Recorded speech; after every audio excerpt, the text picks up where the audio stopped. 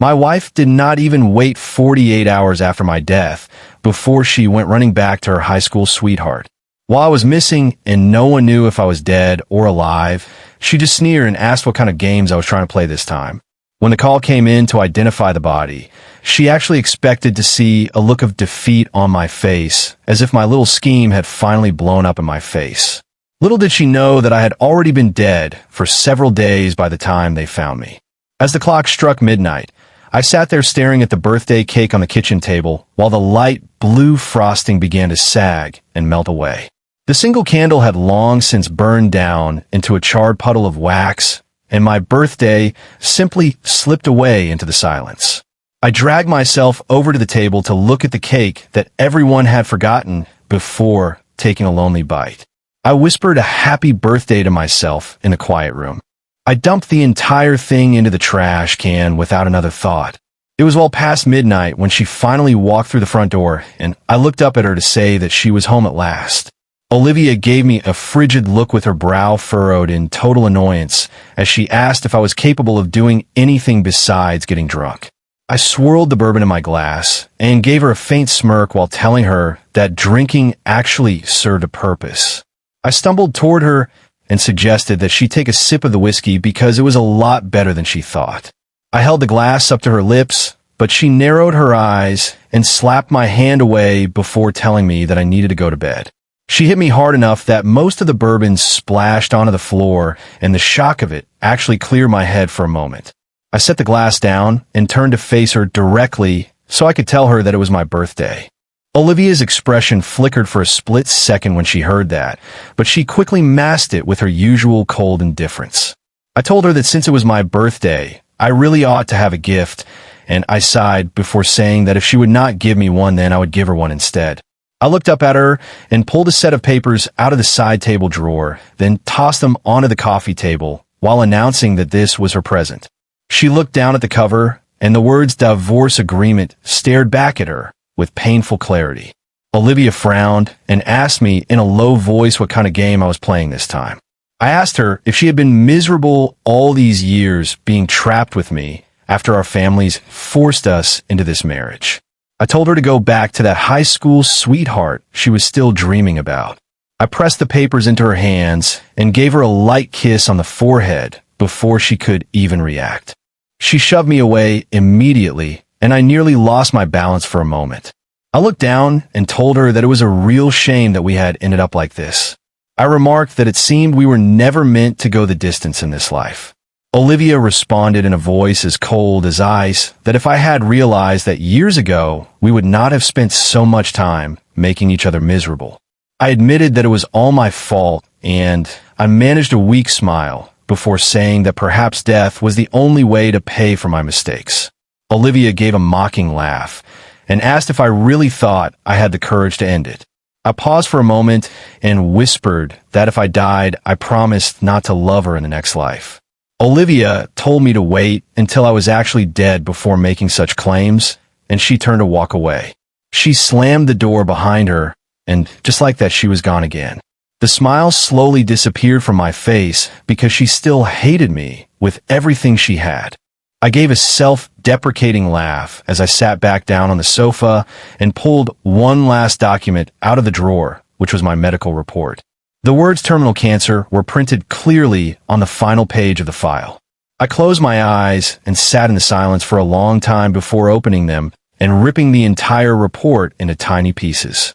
The shredded paper fell to the floor like snow as I looked down at my wedding band and rubbed the metal with my thumb.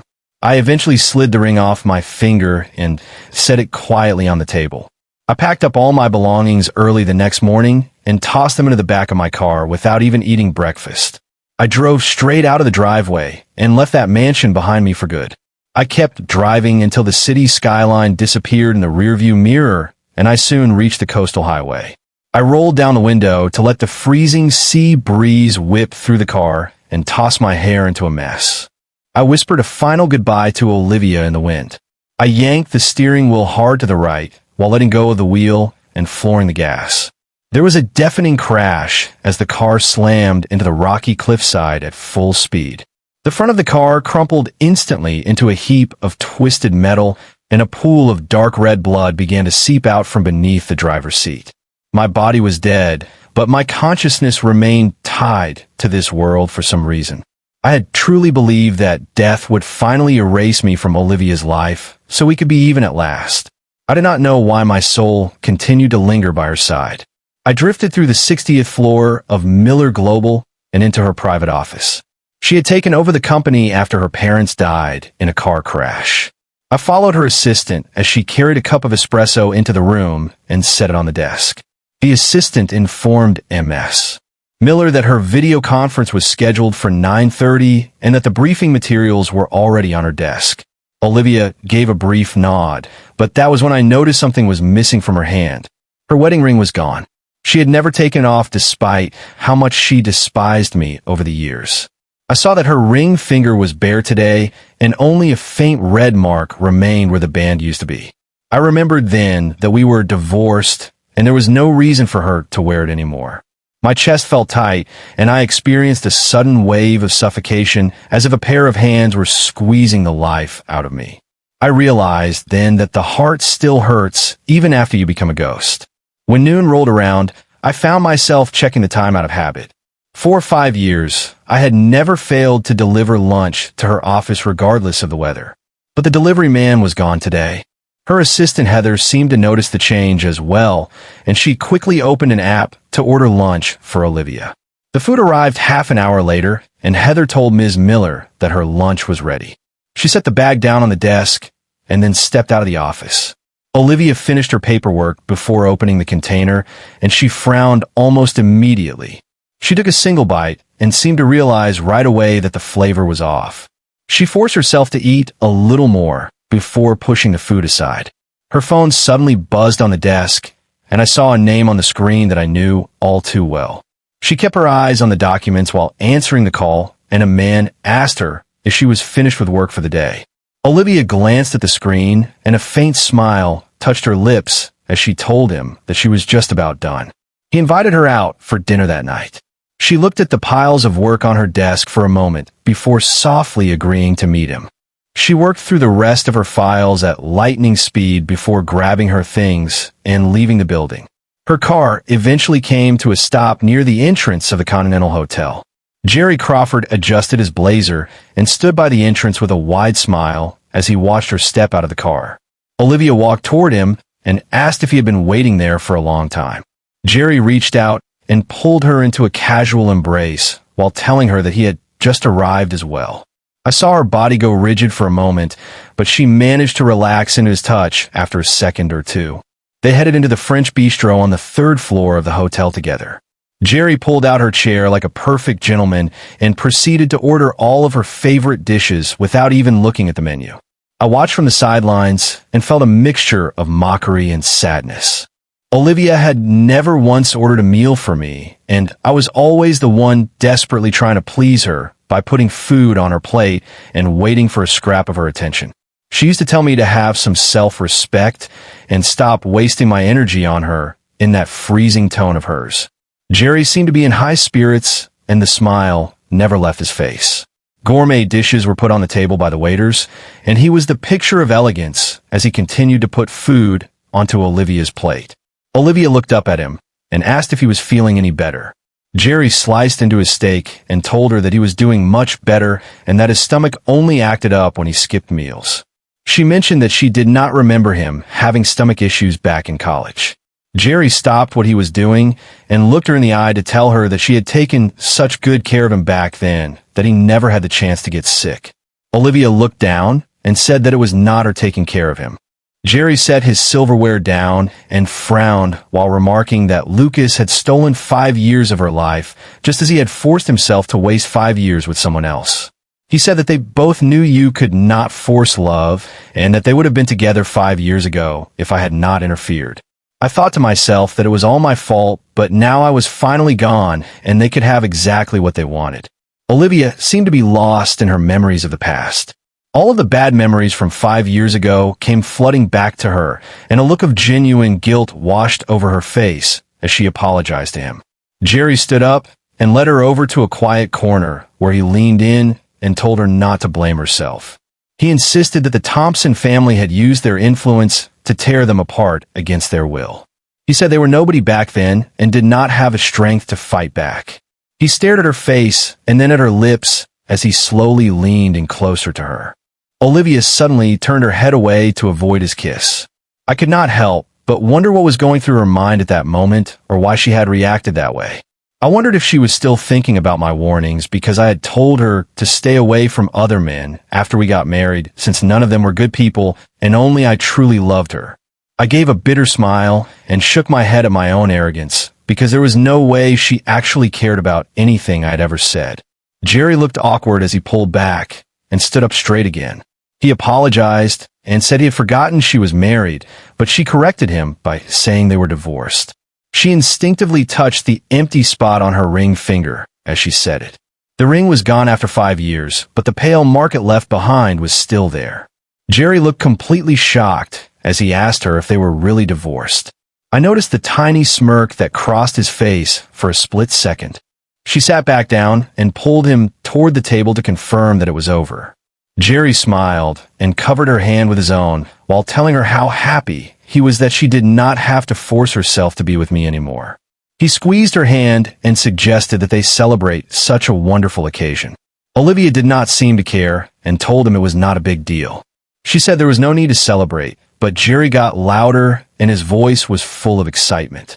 He told her that he'd been waiting 5 years for this day. He begged her to do it just for him.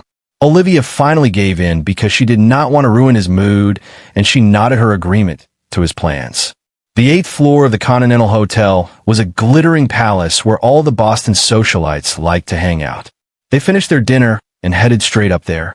I was forced to follow them as if I no longer had any control over my own spirit. The last thing I wanted to do was watch them flaunt their affection in front of me. When the elevator doors opened, we saw a group of Olivia's friends drinking with some men. Jerry pulled her along, and they walked right into the private lounge.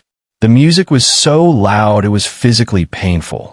Jerry kept his arm around Olivia's shoulder, as if he were marking his territory. Her friends were all cheering and shouting as they kept the drinks flowing.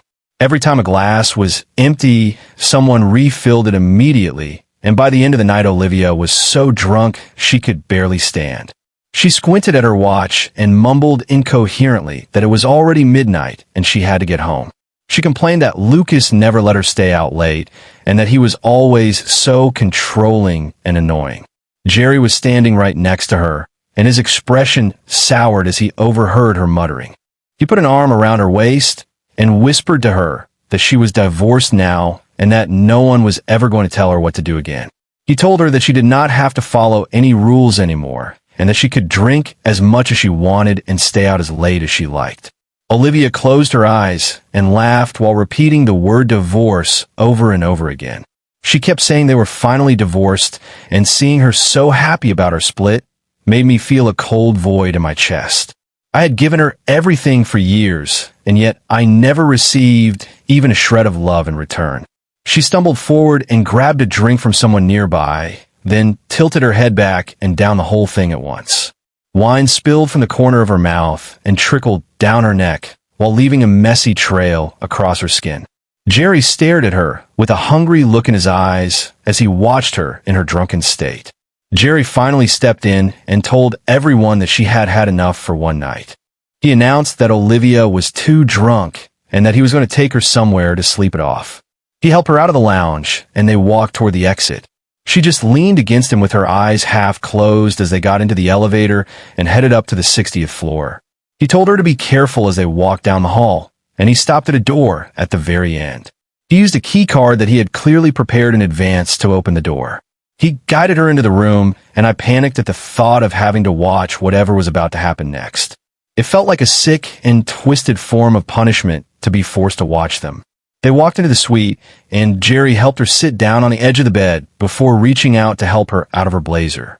Olivia suddenly snapped upright and shoved them away with surprising strength. Her eyes were sharp and clear as if she had suddenly sobered up, and they showed no sign of the intoxication from moments ago. Jerry was caught off guard, and he cautiously asked her what was wrong before suggesting that he could go get another room for himself. Olivia stood up, but she was still unsteady and nearly fell over before she caught her balance. She leaned against the wall as she made her way to the door and ran right into the night manager who was making his rounds. She requested a separate room from the manager. Once she had the key, she walked into the new suite alone and slammed the door shut behind her with a loud bang.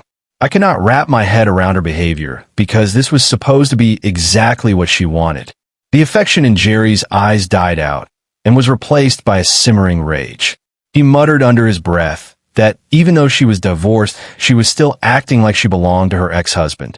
By the next morning, Jerry had completely hidden his anger behind a perfect smile once again.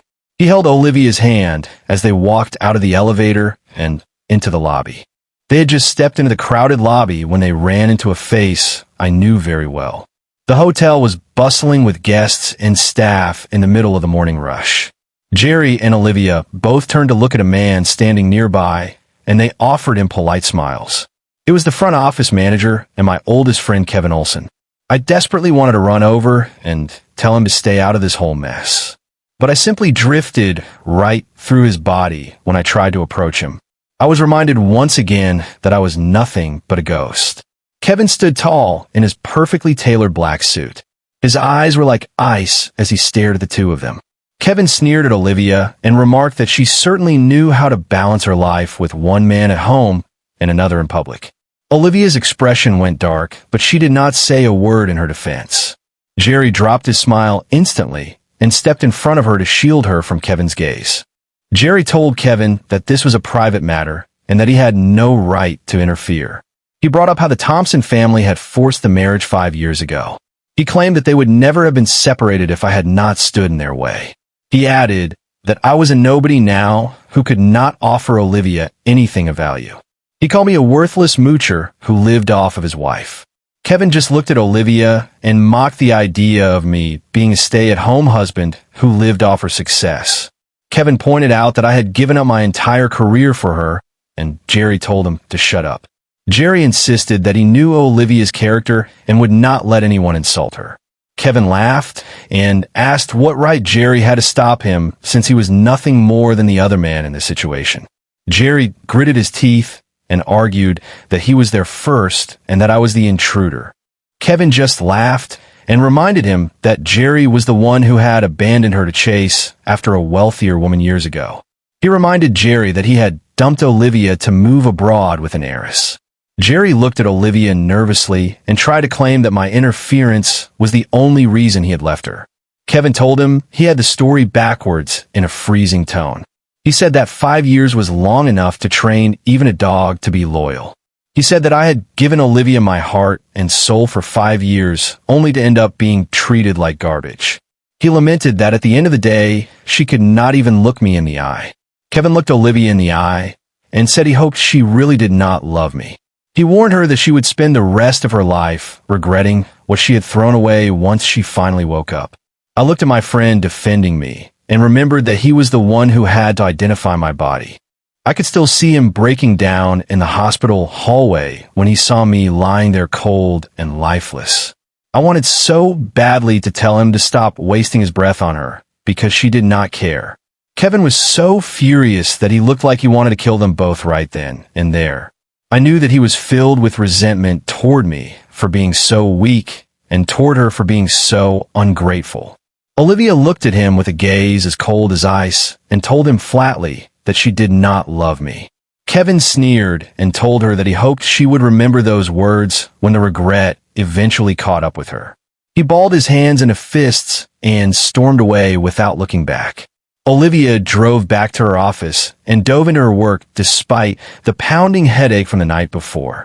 She took a short break after her meeting and asked her assistant to bring her another espresso.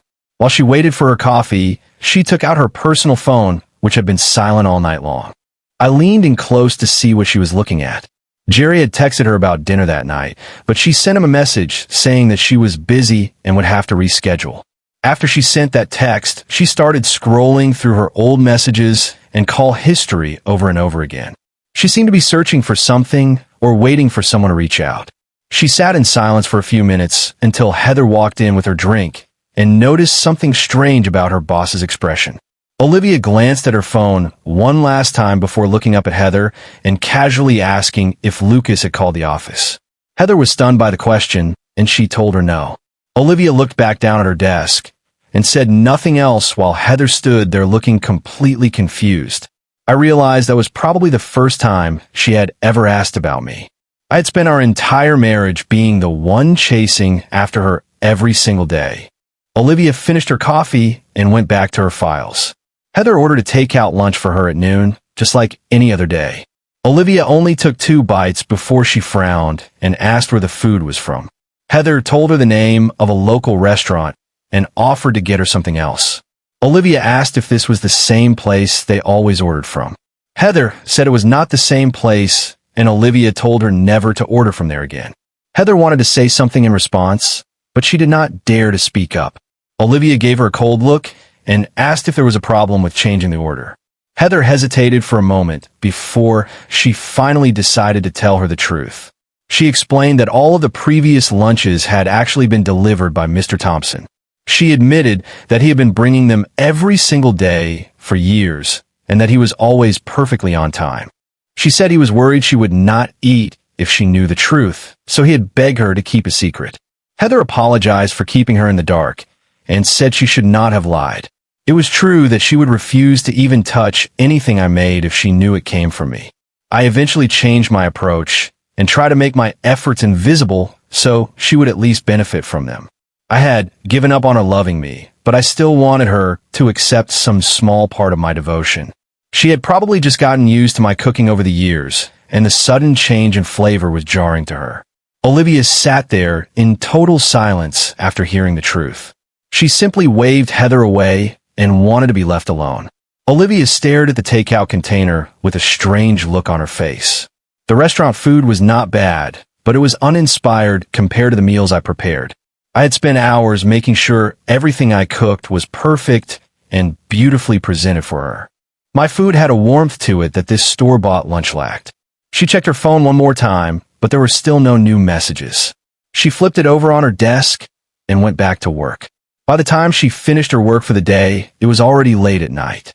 She checked the time and decided to head back to the mansion after all. The house had been without its primary resident for 2 days. The staff was still there keeping everything in order as they always did.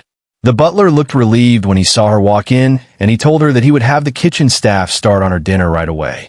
Olivia handed her blazer to the maid and casually asked if Lucas was home. The maid shook her head with a worried look and said that Mr. Thompson had driven away yesterday morning and had not been seen since. Olivia just gave a soft hum and told him not to bother with dinner. I could not believe that she had absolutely no reaction to me being missing for 48 hours. Olivia went upstairs to our master bedroom. After walking around the room, she realized that it felt much emptier than before. Every trace of me was gone because my clothes and shoes had been removed from the walk-in closet. My personal items had even been cleared off the desk. The man who had spent 5 years waiting for her every single night was finally gone. She finally seemed to understand that I had truly vanished from her life. Olivia stood in the middle of the empty room and felt a sudden weight in her chest that she could not quite explain. She sat down on the sofa and noticed the wedding band on the coffee table reflecting the light. It was the matching pair to the one she used to wear.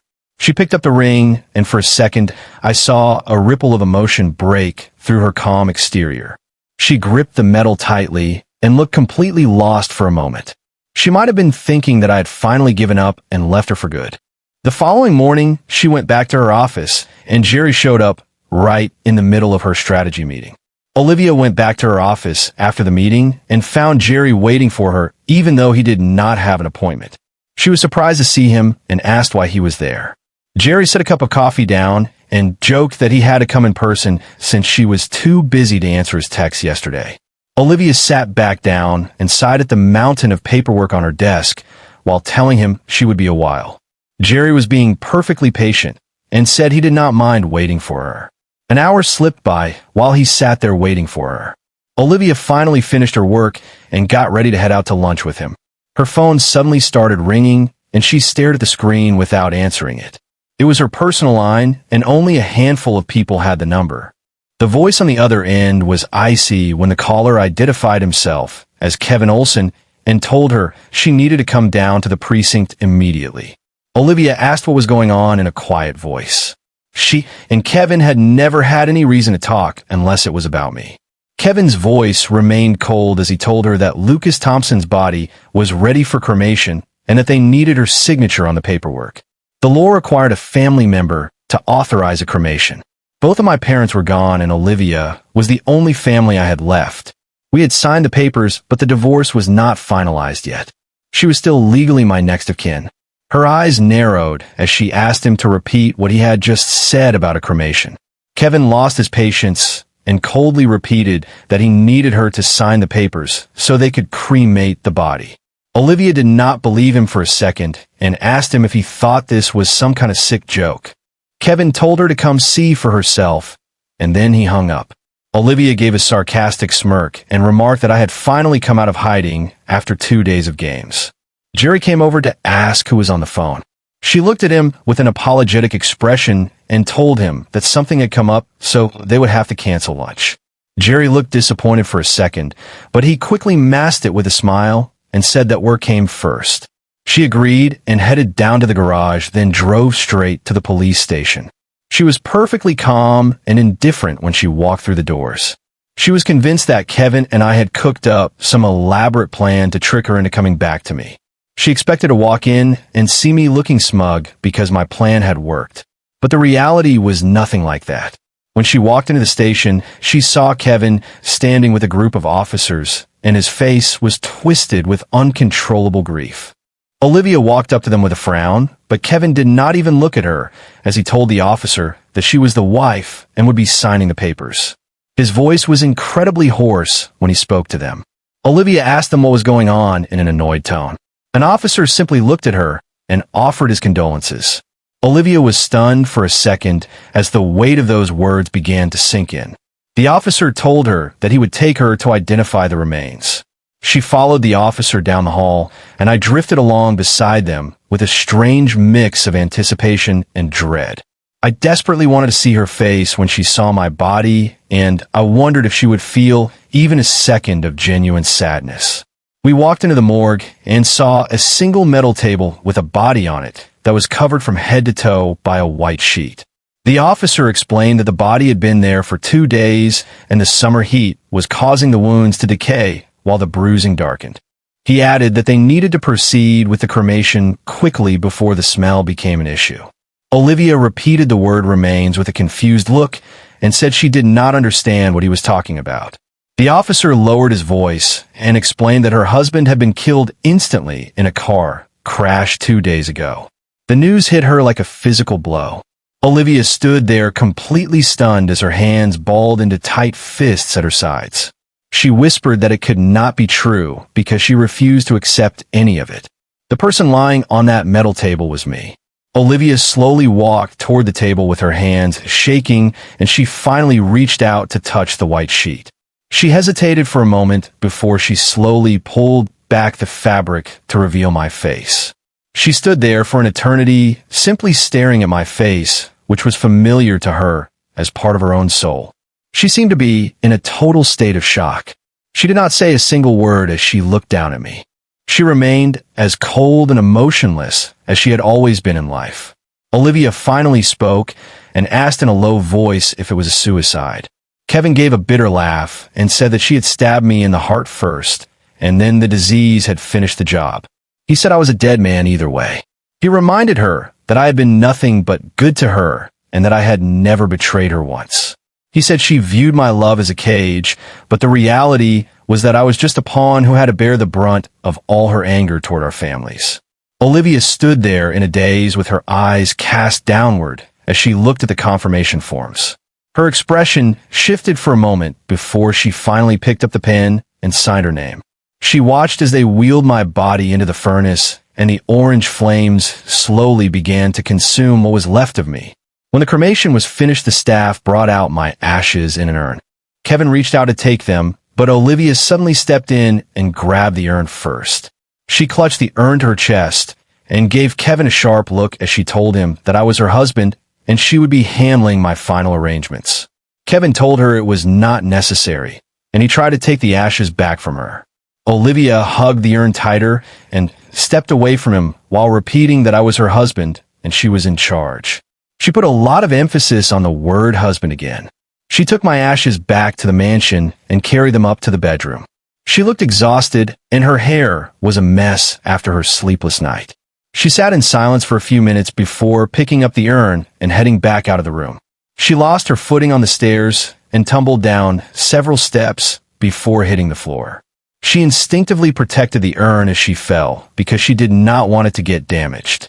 She carefully set the ashes on the table in the center of the foyer and began to go over all the funeral arrangements.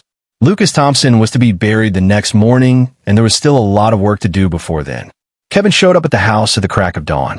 A little while later, Jerry arrived with some of our old classmates. Olivia did not say a word and simply kept her eyes fixed on the urn on the table. Jerry looked at my ashes and pursed his lips before remarking that this was probably for the best. He said that I would not have to suffer from unrequited love anymore, and that he and Olivia were finally free to be together. Kevin's eyes were bloodshot and his voice was incredibly cold. He demanded to know how the other man could stand there and celebrate his future while my ashes were sitting right in front of him. Kevin didn't wait for an answer before he punched Jerry right in the face. Jerry stumbled backward and looked like he was about to swing back. Jerry started to yell, but Olivia's cold voice cut him off instantly. She looked completely emotionless as she told Jerry that he needed to leave. Jerry tried to explain that he did not mean any harm and he truly believed my death was a relief for all of them. He told her not to blame herself for my death because of her guilt. Olivia looked him in the eye and told him to get out in a low and dangerous voice. Jerry tried to grab her arm, but she stepped out of his reach.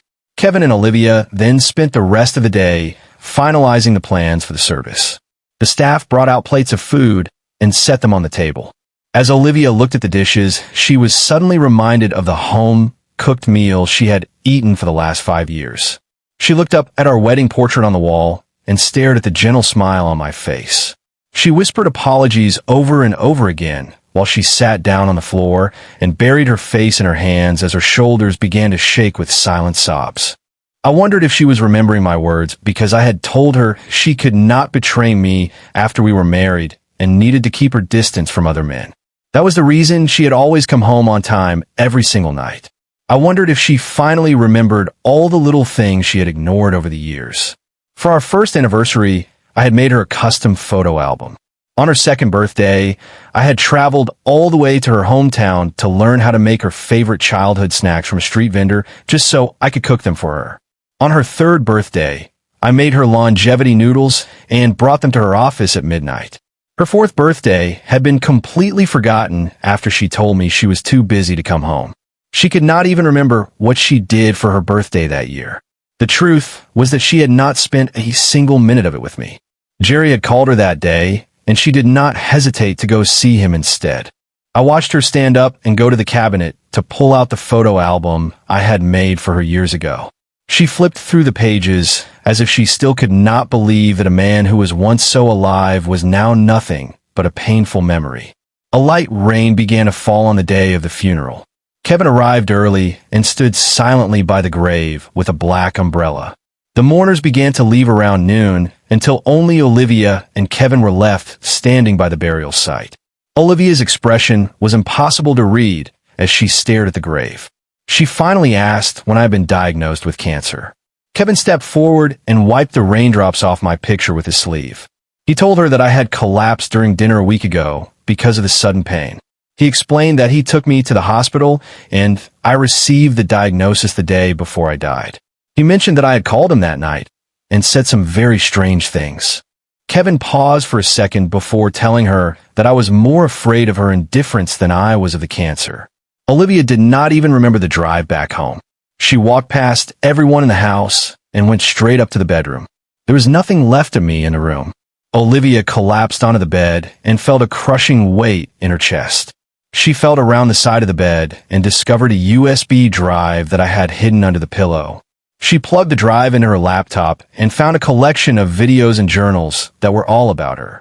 Her fingers were shaking as she clicked through the files one by one. By the time she finished, she felt a sharp sting in her eyes. The last entry was dated the day before my death, and it said that I just wanted to spend a real birthday with her. She remembered then that she had not come home until well after midnight that night. Her heart pounded as she tried to remember the details of that night. Kevin had said I got the news on her birthday. That was the same night she had handed me the divorce papers. I had told her I would not love her in the next life if I died, and she had told me to wait until I was actually dead. Olivia felt like her heart was being crushed and all the strength left her body. My spirit was beginning to fade and become transparent as well. I stayed because I was still waiting for an answer to a question I could not even ask. The house staff noticed that the madam had become a completely different person after the funeral. She kept her usual schedule and looked perfectly normal. But even Heather could tell something was wrong with her. Olivia used to live at the office, but now she made sure to leave work exactly on time every day. She would drop everything and head home the second the clock struck 5. She even started bringing her own lunch to work in a container that looked exactly like the ones I used to use. It was just like the way I used to bring her lunch every day. Sometimes she would be buried in her work and would casually ask if Lucas had called the office. Heather would freeze up and tell her no when she brought in the coffee. Olivia would just look down and mutter to herself that I was still being stubborn and refusing to talk. She would then go back to her work as if nothing was wrong. Every night when she got home, she would have the staff bring dinner to the bedroom, and she always insisted on 2 portions being prepared. She would often take a bottle of expensive wine up to the room and set out 2 glasses. One night, she was heading upstairs with a bottle of wine when she suddenly stopped at the top of the stairs. She turned her head as if looking at someone beside her and smiled while telling the maid to go prepare some snacks for Mr. Thompson. The maid was so focused on the food that she did not realize how strange the request was until she had already agreed.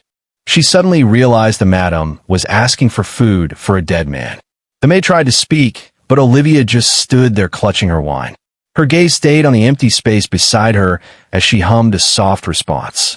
She turned to the maid with a smile and told her that Mr. Thompson preferred to have snacks with his drinks. The maid rubbed her eyes in disbelief and asked what was in her hand. Olivia's expression turned into a frown as she looked annoyed and asked if the maid was blind because Lucas was right there. She then turned back to the empty space and began to whisper as if she were talking to someone.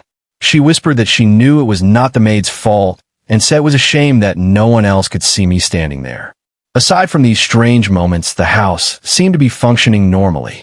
She acted as if Lucas Thompson had never left and was still living there with her. She was kinder to this ghost version of me than she ever was in life, and she catered to all of my old preferences. She made the kitchen cook my favorite meals, and she even refurnished the living room in my favorite colors. It was clear that she was drowning in her longing for me. Jerry Crawford heard about her behavior and decided to show up at the mansion one day to confront her. Olivia did not even acknowledge him when he walked in, and she simply set a dessert down on the coffee table. She acted as if she were giving it to someone sitting on the empty sofa. Jerry looked at her with total disbelief and demanded to know how long she was going to pretend that Lucas Thompson was still alive. He grabbed her by the arms, but she shoved him away and told him to leave and never come back because Lucas did not like having other men in the house. Jerry was losing his mind as he screamed at her to wake up and accept that I was dead. Olivia did not react to his shouting, and she simply reached out to stroke the air as if she were comforting someone standing next to her. She looked at Jerry and told him once again to leave. Jerry stood there in shock and asked her what she was talking about. She looked him in the eye and told him very clearly that she loved Lucas and did not want to see him anymore. Jerry's eyes widened, and he asked her where that left him while yelling that she was being delusional. Olivia turned back to the sofa after Jerry stormed out, but the imaginary figure had disappeared. She searched the house for me, but she could not find a single sign of my presence, and she whispered to the empty air to ask if I was angry. She suddenly felt a wave of nausea, and she ran to the bathroom to throw up. The maid saw what was happening and hurried to a quiet corner to make a secret phone call. She told Jerry Crawford that he needed to come back because the madam was getting sick. She was so focused on the call that she did not realize Olivia was standing right behind her. The maid felt a sudden chill run down her spine, and she turned around to find Olivia staring at her. Olivia just stared at her with those cold eyes and did not say a word. The maid began to shake with fear and confessed that Jerry Crawford had been paying her to spy on everything in the house. She admitted that he wanted to know everything about her and Lucas. She said Jerry had instructed her to plant some photos in my room on the night of my birthday. She said she had refused, but Jerry had simply sent the photos directly to my phone instead. Olivia's eyes narrowed as she asked what was in the pictures, and the maid whispered that they were intimate photos of her and Jerry along with a fake pregnancy report. Olivia's expression turned murderous, and she looked colder than I had ever seen her. She called Heather immediately and told her to cut all business ties with Jerry Crawford. He lost everything he had in a single night. Jerry was desperate to find her, but she refused to see him at the office or the house, and she avoided all of their usual hangouts. He was furious and lost without any way to vent his rage. He finally got in touch with the maid, and she told him what was going on. Olivia was living a completely isolated life between her office and the mansion. She still insisted on having 2 dinners served in her room every single night. She would still come down for wine and set out 2 glasses just like she always did. A year passed, and it was finally the anniversary of my death. Olivia brought a bouquet of baby breath to my grave as she finally seemed to accept the reality that I was gone. She sat there in total silence all day long without saying a single word. She finally stood up to leave after the sun went down and a heavy rainstorm began to pour on her way home. She saw a semi-truck lose control and swerve in her lane right in front of her car. Her first instinct was to turn the wheel, but then she suddenly remembered seeing my cold body in the more year ago. She simply let go of the wheel and whispered that it was okay. There was a massive crash that echoed through the storm. Olivia was swallowed by the darkness as her spirit finally drifted away from her broken body. She saw a familiar figure waiting for her just a few feet away, and that was where the story ended. Lucas and Olivia's story serves as a poignant reminder that the most profound love often resides in the quiet, consistent presence we too easily take for granted until the silence becomes permanent. It invites us to recognize that daily lunchboxes and patient smiles are actually sanctuaries built of invisible devotion, teaching us that the greatest tragedy isn't simply losing love, but only truly seeing its value through the lens of late-arriving guilt. For anyone feeling overlooked like Lucas, know that your capacity to care is a rare strength. For those who might be drifting like Olivia, let this be a gentle call to wake up to the hearts standing by you today. Ultimately, the story encourages us to trade our what-ifs for thank-yous while the people we love are still here to hear them, reminding us that the most beautiful form of mercy is the chance to cherish a soul before it becomes a memory.